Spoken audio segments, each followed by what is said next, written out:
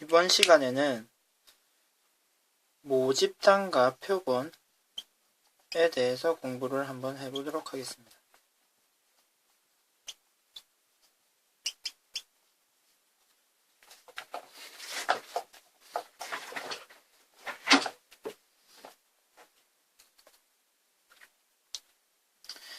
우리가 어떤 자료의 성질을 확인하기 위해서, 자료의 특성을 확인하기 위해서 우리는 여론조사 등을 실시를 하는데요. 조사의 대상이 되는 자료 전체를 빠짐없이 조사하는 방법을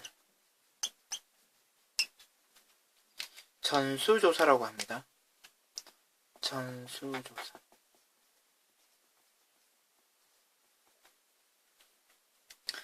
그런데 이와 같은 전수조사는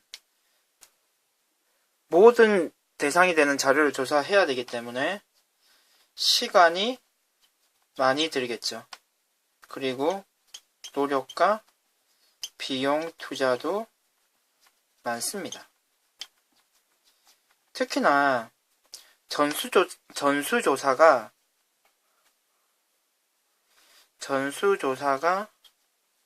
불가능한 경우도 있습니다.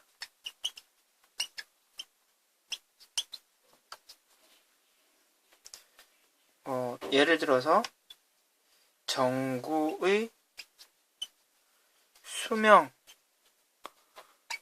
조사한다고 한다면 모든 전구들의 수명을 조사해버리면요, 전구를 팔 전구가 남아있지 않겠죠. 따라서 이와 같은 경우에 대해서 이와 같은 애로사항을 극복하기 위해서 하는 것이 표본조사입니다.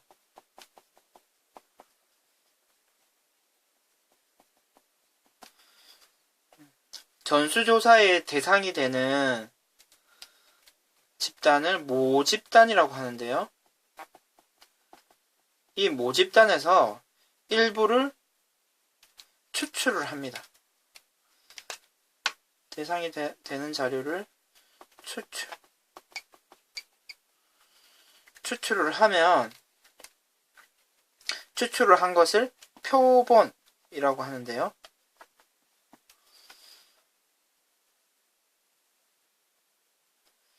이 표본에 대해서 우리가 알고 싶어하는 자료의 특성을 조사하는 것을 표본조사라고 합니다. 그럼 이와 같은 추출을 할 때는 이미 추출 방식을 취하는 경우가 대부분입니다. 그러니까 이미 무작위로 추출을 한다는 얘긴데요. 당연히 이와 같이 무작위 방식으로 임의 추출을 해야 되겠죠. 왜냐하면 임의로 추출을 하지 않고 어떤 자기나 어떤 조사자의 원함이나 조사자가 원하는 방향으로 자료를 추출하게 되면 우리가 원하는 조사 결과가 나오지 않는 경우가 많을 것입니다. 그럼 임의 추출이라고 하면은, 임의 추출의 정확한 정의를 확인하고 넘어가면요, 모집단의 각 원소가 표본으로 추출될 확률이 모두 같도록 하는 것입니다. 그 추출과 관련해서 한 개념만 더 확인하면요, 복원 추출이 있어요. 우리가 대상이 되는 집단에서 어떤 우리가 자료를 추출을 하고 다시 대상이 되는 자료에다가 집어넣는 거죠. 그럼 복원을 시켜놓고 다시 추출을 하는 경우를 복원 추출이라고 하고요. 그럼 비복원 추출은요. 일단 표본으로 추출된 대상은 제외하고 또 추출을 하는 것입니다. 그 비복원 추출이라고 하고요. 근데 만약에 우리가 조사의 대상이 되는 모집단이 아주 모집단의 크기가 여기서 크기라는 말은 모집단의 개수를 얘기합니다. 모집단의 개수가 아주 많은 경우는 충분히 큰 경우는 비복원 추출을 하더라도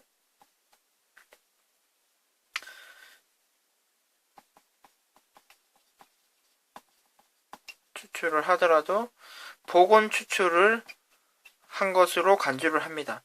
왜냐하면 그 대상이 원체 많은 경우는 다시 복원을 시키나 시키지 않느나 그 결과는 큰 차이가 없는 거죠. 따라서 모집단의 개수가 아주 많은 경우는 비복원 추출도 복원 추출로 간주를 합니다. 그럼 이와 같이 전수조사를 못하는 경우나 힘든 경우에 모집단에서 자료 일부를 추출해서 표본을 만들고 표본에 대해서 표본 조사를 하는데요. 그럼 표본 조사한 결과를 바탕으로 우리는 모집단의 자료의 특성을 추정합니다.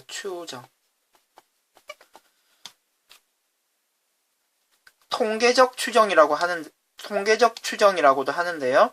그럼 여러분들 추출 그리고 추정 그리고 모집단 전수조사 그리고 표본조사 표본에 대한 의미는 파악했을 거라고 생각을 하고요.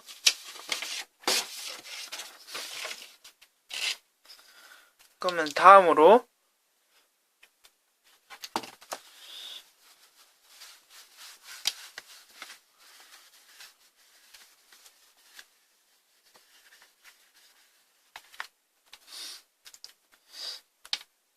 어떻게 모집단과 표본들의 어떤 통계적 수치들의 의미, 개념들을 한번 파악해 보도록 하겠습니다. 그럼 모집단이 있을 거고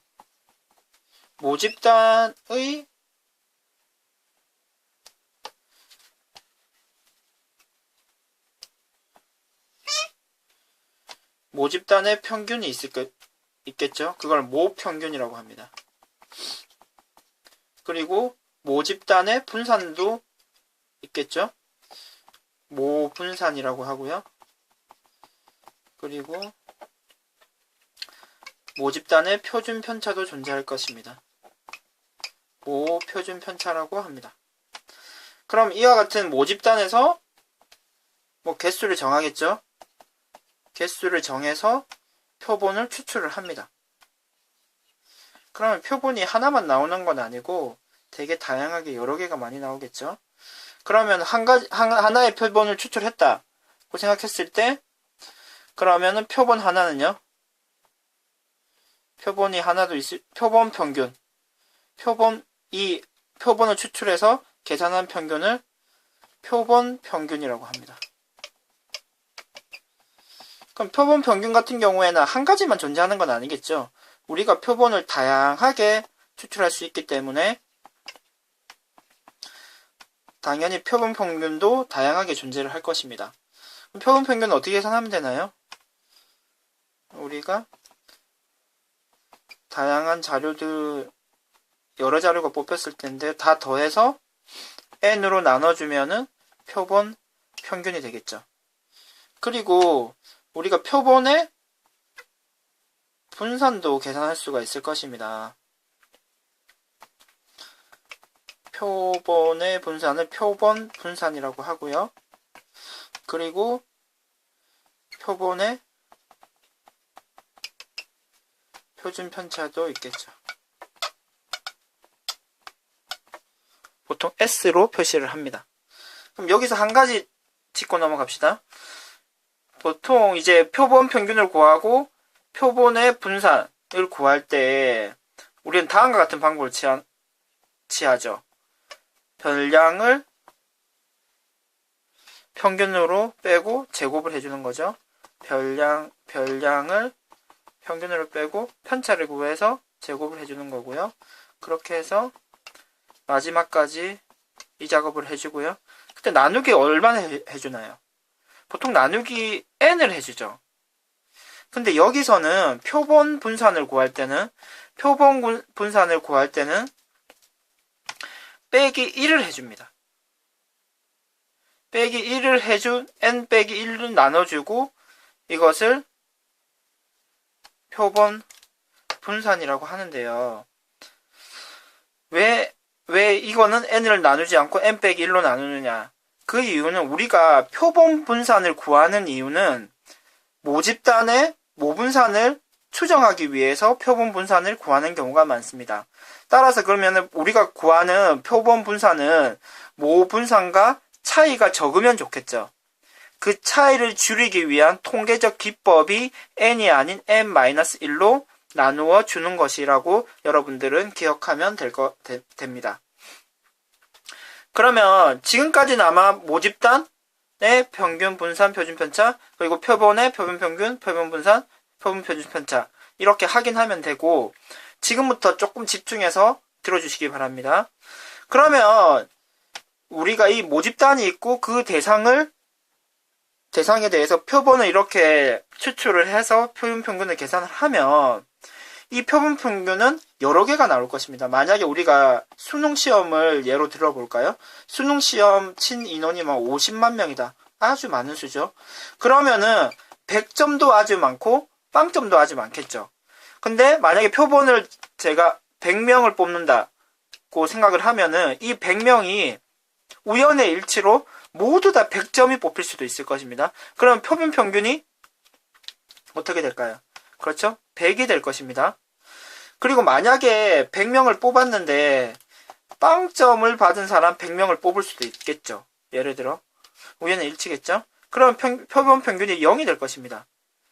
그리고 뭐 되게 다양하게 많은 표본 평균이 존재를 하겠죠. 그러면 되게 다양한 이 표본 평균들 X바 표본 평균은 X바라고 표시하는데 X바들의 분포를 생각할 수 있습니다. X바들 그러니까 100, 뭐 90, 80, 70, 60, 뭐 빵 이렇게 있을 텐데 그것들을 다 평균을 구할 수도 있겠죠. 그것들의 평균. 그리고 그것들 X바들의 분산도 계산할 수 있을 거고요. X바들의 표준 편차도 계산할 수 있을 것입니다. 그러면 이 표본 평균의 평균은 이 모평균의 n과 같습니다. 모평균과 일치하고요. 이 분산은요. 시그마 제곱을 n으로 나눠준 것과 같습니다. 그리고 표준 편차는 당연히 이거에다가 뚜껑을 씌워주는 거기 때문에 이렇게 됩니다. 그러면 이 표본 평균의 평균이 모평균과 같다. 표본 평균의 분산은 모분산에다가 나누기 n을 해준 것과 같다. 는 사실 일단 받아들이시고 그럼 선생님이 실제로 계산을 하면서 그 결과가 진짜 같다는 것을 보여드리도록 하겠습니다.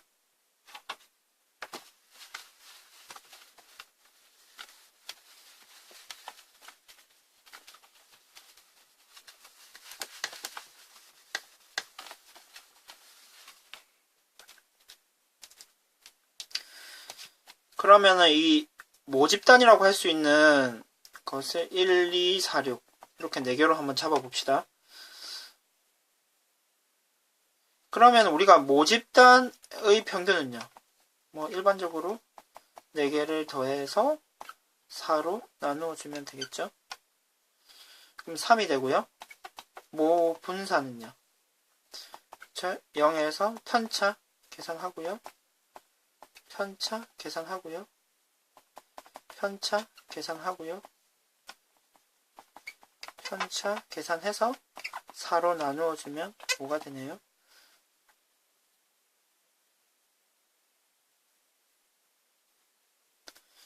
그러면 지금 우리가 모집단의 평균과 분산을 계산을 했습니다. 보통 다음과 같은 문자를 사용해서 나타낸다고 했죠.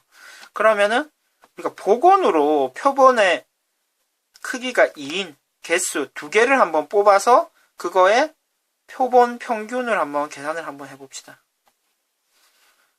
X바라고 얘기했는데요. 다음과 같은 방법을 통해서 계산을 하면은 한눈에 그 계산 결과를 확인할 수 있을 것 같습니다. 표를 한번 만들어 봅시다.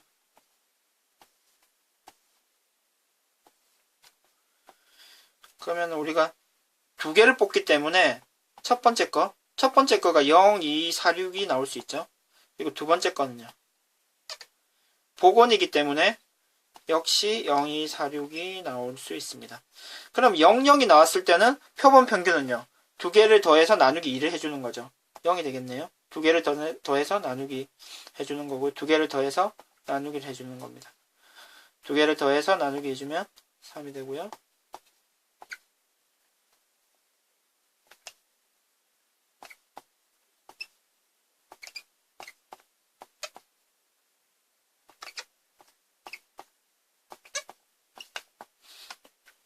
이와 같이 표본 평균들이 있고요. 그러면은 이쪽 여기 들어갈 수 있는 게 0일 수도 있고 1일 수도 있고 2일 수도 있고 3일 수도 있는 거죠. 그럼 X바들의 평균은요. 이 수들의 평균을 계산하는 거죠. 그럼 X바들의 평균은 어떻게 0 하나고요. 1이 2개고 2가 3개고 3이 4개고 4가 3개고 5가 2개고 6은 하나네요. 이것을 총 16개죠. 16으로 나눠주면요. 3이 됩니다. 3이. 그리고 분산도 역시 계산을 하면 되겠죠. 0 빼기 평균이 3이기 때문에 편차가 이렇게 되고요. 이게 한 개 있죠. 그리고요. 1 빼기 3의 제곱이 2개 있고요. 2 빼기 3의 제곱이 3개가 있습니다. 이와 같이 쭉 계산을 해서요. 16으로 나누어 주면요. 얼마가 되나요? 실제로 계산을 하면 2분의 5가 나옵니다. 그래서 아까 전에 여러분들 이 X바들이 어떤 수치로 나타날 수 있다고 했어요? 모평균을 그대로 가져오면 되고요. 시그마 제곱을 n으로 나눠주면은 표본 평균의 분산이 된다고 했죠. 따라서 지금 역시 확인이 됩니다. 3이고요.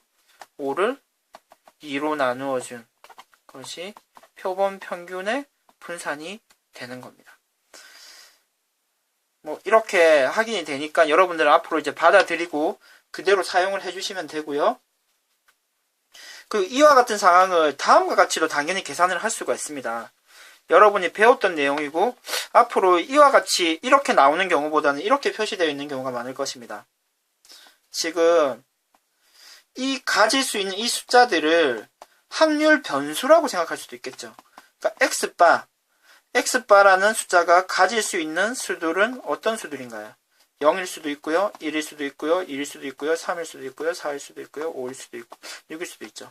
그때 각각의 확률은요. 16개 중에 1개, 16개 중에 2개, 16개 중에 3개, 16개 중에 4개, 16개 중에 3개, 16개 중에 2개, 16개 중에 1개.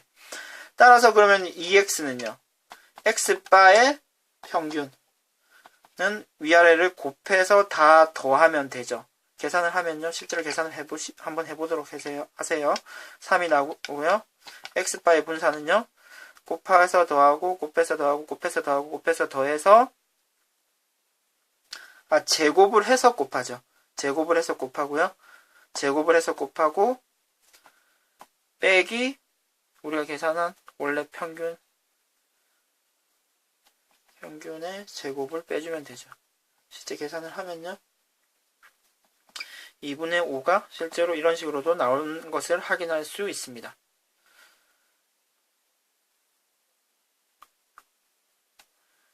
제곱을 해서 곱하고 제곱을 해서 곱하고 제곱을 해서 곱하고. 이 내용은 과거에 이산 확률 변수 편을 다시 보면 정확하게 계산하는 방법에 대해서 선생님이 이미 강의를 해 놓았습니다.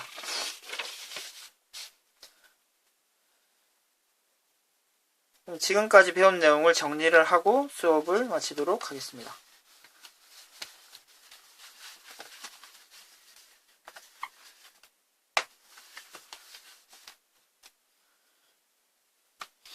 우리가 조사하고 싶은, 하지만 너무 크기가 커서 조사하기 힘든 모집단이 있는데, 모집단의 모평균을 M, 그리고 모표준 편차를 시그마라고 표시를 한다고 했고요. 크기가 n이, 크기는 개수를 뜻합니다. 표본을 추출하면 표본 평균을 계산할 수가 있겠죠. 선생님이 앞으로 이렇게 많이 그릴 텐데요. 만약에 표본 모집단이 정규 분포를 따른다 그러면은 n을 쓰고요. 이렇게 나타낼 수 있죠. 그리고 크기가 n인, 뽑아내면은, 표본을 뽑아내면 되게 여러 개가 나올 것입니다. 그 중에 하나를 x1 바, 그리고 s의 제곱, S1의 제곱이라고 나타낼 수 있겠고, X2 다양한데, X바들, 그러니까 이 평균이 되게 여러 개가 나올 거기 때문에 이 평균들의 대상으로 또 평균을 계산을 하고요. 분산을 계산할 수가 있겠죠. 분산을 계산하면은 어떤 수치적 특징이 있냐면은 이 모집단의 분산을 n으로 나누어 준 것과 계산 결과가 같고요. 이 모집단이 정규 분포인 경우에는 표본 평균의 분산도 정규 분포를 나타낸다는 것이 알려져 있습니다. 이것은 다음과 같이도 많이 씁니다.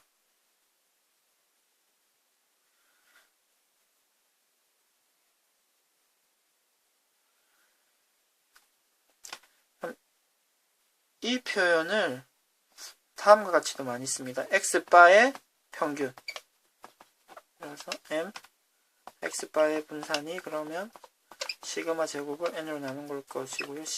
x바의 표준 편차는요, 시그마 또 n을 제곱을 나눈 것입니다. 우리가 예시 문제 하나 풀어볼까요?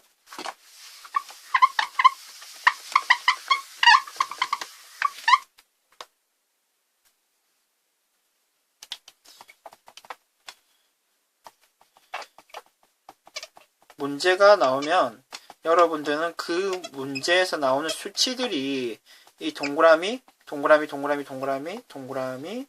x바들 어디에 위치하는 수치인지를 정확하게 확인할 수 있는 것이 중요합니다. 선생님이 그대로 문제를 적을 테니까 여러분들이 어느 부분에 들어가는 수치인지를 한번 확인해 보도록 합시다. 표본을 이미 무작위 추출할 때 표본 평균 x바의 평균과 분산을 구하시오. 다음과 같은 문제가 있습니다. 그러면은 모집단이기 때문에 이쪽 여기의 수치가 55의 제곱이 되겠죠. 그리고요, 크기가 10인 표본을 추출했기 때문에 n이 10이 되겠네요. 그럼 표본 평균이 존재하겠죠. 여러 개 있을 텐데 이 표본 평균들의 분포는요, 그대로 모 평균을 따라가죠. 그리고요, 모 분산에 10으로 나눈 것이 표본 평균의 분산이 됩니다. 여기가 답이 되겠습니다. 그럼 이상으로 수업을 마치도록 하겠습니다.